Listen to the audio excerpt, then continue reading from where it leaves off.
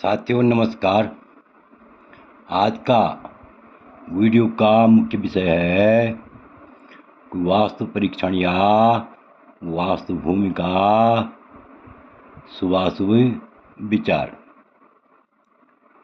आज का वीडियो का हमारा मुख्य विषय है वास्तु परीक्षण तथा वास्तु भूमि का शुभाशुभ विचार कैसे करें। इस विषय पर हम विस्तार पूर्वक चर्चा करेंगे। तो देखिए, वास्तु परीक्षण में हमें किन किन चीज़ों की किन किन बातों पर ध्यान रखना होगा। जो जहाँ पर आप भवन बना रहे हैं वह स्थान उत्तम है या मध्यम है, उत्तम फल देने वाला है या मध्यम फल देने वाला है या अनिष्टकारी है। इस विषय पर हम विस्तार पूर्वक चर्चा करेंगे। इससे पहले मेरा आप लोगों से अनुरोध है कि यदि आपने अभी तक मेरा चैनल सब्सक्राइब नहीं किया तो अवश्य सब्सक्राइब करने का कष्ट करें। वीडियो यदि अच्छा लगे तो वीडियो को लाइक करें, शेयर करें। तो देखिए, वास्तु भूमि का शुभाशुभ विचार कैसे करें, किस प्रकार से करना चाहिए। देखिए, नंबर 1, गृहादि निर्माण हेतु जिस भूमि की शुभाशुभ परीक्षा हो, घर आदि निर्माण के लिए जिस भूमि की शुभाशुभ परीक्षा करनी हो तो शाम के समय वहाँ पर भूमि पूजन करवाने के पश्चात वहाँ अपने 1 हाथ लंबा गड्ढा और 1 हाथ चौड़ा गड्ढा और 1.5 हाथ गहरा गड्ढा खोदकर उसमें जल भर दें। प्रातःकाल आकर उसे देखने पर यदि वह गड्ढा पानी से भरा हुआ दिखे तो क्योंकि आपका जो है अगली शाम को जो है वह गड्ढा पानी से भर रखा था, इसलिए सुबह को देखना है कि उस गड्ढे में यदि पानी भरा हुआ दिखे तो ये समझो कि यह भूमि अत्यंत शुभ फल देने वाली है। और यदि पानी न हो तो मध्यम जानो। यदि उसमें पानी न हो, पानी सूखा हुआ हो तो ये समझो कि वह मध्यम शुभ फल देने वाला है। और यदि गड्ढे में पानी न हो और उसके आसपास की मिट्टी फटी हुई हो तो वह भूमि उत्तम फल देने वाली नहीं होती है। समझ गए होंगे आप। यानी वास्तु भूमि परीक्षण कैसे करें, वास्तु परीक्षण कैसे करें, घर आदि निर्माण के लिए वास्तु परीक्षण कैसे करें। तो गृह आदि निर्माण हेतु जिस भूमि को कि आपने शुभाशुभ परीक्षा करनी हो तो शाम के समय क्या करना है, ध्यान से देखिए। शाम के समय वहाँ पर भूमि पूजन करवाने के बाद वहाँ अपने 1 हाथ का लंबा गड्ढा, 1 हाथ का लंबा गड्ढा और 1 हाथ का चौड़ा और 1.5 हाथ का गहरा गड्ढा खोदकर उसमें जल भर दें। यदि ये तो ईंट से बने हुए मकान का, ईंट से बने हुए मकान के गड्ढे का माप है।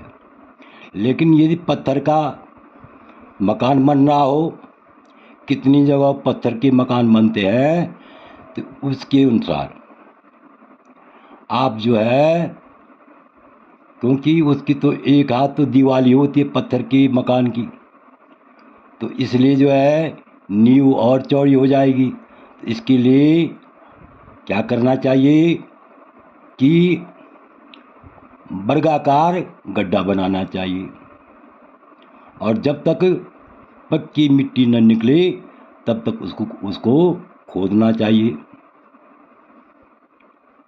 और खोदने के बाद भूमि पूजन करवाने के पश्चात शाम के समय अपने हाथ यानी उस गड्ढे में जल भर देना चाहिए। शाम के समय जल भर देना चाहिए, और प्रातःकाल आकर उसे देखने पर यदि गड्ढा पानी से भरा हुआ दिखे तो भूमि को शुभ मानो। जितना पानी डाला था उतना ज्यों का त्यों है, इसका मतलब वह भूमि बहुत उत्तम है। और यदि जो है पानी न हो तो मध्यम समझना चाहिए, और यदि गड्ढे में पानी न हो और उसके आसपास मिट्टी फटी हुई हो, दरारें आ रखी हो, तो इस प्रकार से यह भूमि उत्तम नहीं मानी जाती है। देखिए नंबर 2, वास्तु भूमि परीक्षा के लिए भूमि में लगभग 1.5 फुट गहरा उतना ही चौड़ा गड्ढा खोदे, या पत्थर का मकान बन रहा हो तो उसको जो है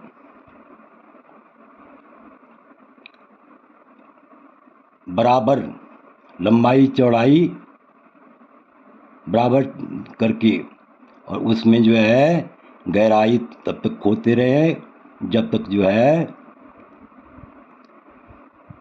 पक्की मिट्टी न मिलती हो। और खुदाई के समय यदि पत्थर, ईंट, तांबा, पात्र, धन आदि द्रव्य मिले, पत्थर, ईंट, तांबा, पात्र, धन आदि द्रव्य मिले तो यह परिवार की आयु, धन, संपत्ति आदि में वृद्धि होने की संकेत है, और इसे शुभ शकुन मानना चाहिए। यदि भूमि खोदने पर हड्डी, कोयला, केस, राख, गुठली, रुई, लोहा आदि मिले तो उसे अशुभ शकुन समझना चाहिए। नंबर 3, विश्वकर्मा के अनुसार एक अन्य परीक्षा भी भूमि में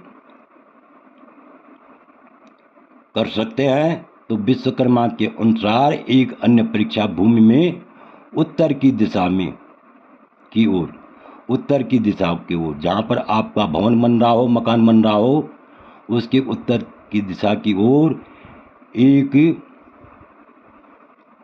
लगभग 1.5 फुट गहरा और 1.5 फुट चौड़ा गड्ढा खोदे, गड्ढे में से सारी मिट्टी निकाल लें तथा निकाली हुई मिट्टी को दोबारा उस गड्ढे में भर दें। यदि गड्ढा भर देने के बाद भी मिट्टी शेष बच जाती है, यानी उसी मिट्टी को उसी गड्ढे में डालें। यदि जो है वह मिट्टी जो है शेष रहती है गड्ढा भरने के बाद, समझ लें कि भूमि उत्तम है। और यदि निकाली गई मिट्टी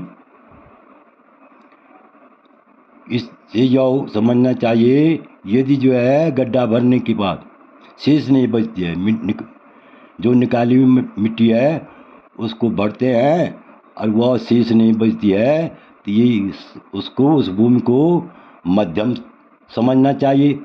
और यदि निकाली गई सारी मिट्टी गड्ढे भरने पर भी गड्ढा पूरा नहीं भरता हो तो समझें कि जमीन जो है शुभ लाभ देने वाली नहीं है। आगे देखिए नंबर 4, फटी हुई सूल कांटों दीमक आदि से युक्त ऊंची नीची भूमि भी अशुभ होती है। और नंबर 5, शुभ भूमि।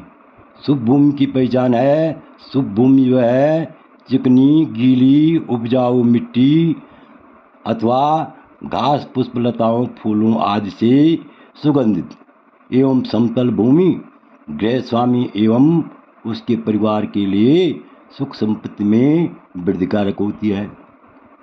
आगे देखिए मकान की नींव को गहरा खोदते समय यदि काली ईंटें देखने को मिले तो वह भूमि अत्यंत शुभ फल देने वाली होती है।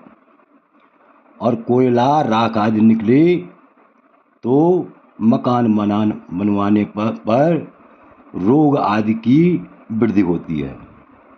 तो आशा है कि आप इस वीडियो को पूर्ण रूप से समझ गए होंगे, भली बात समझ गए होंगे।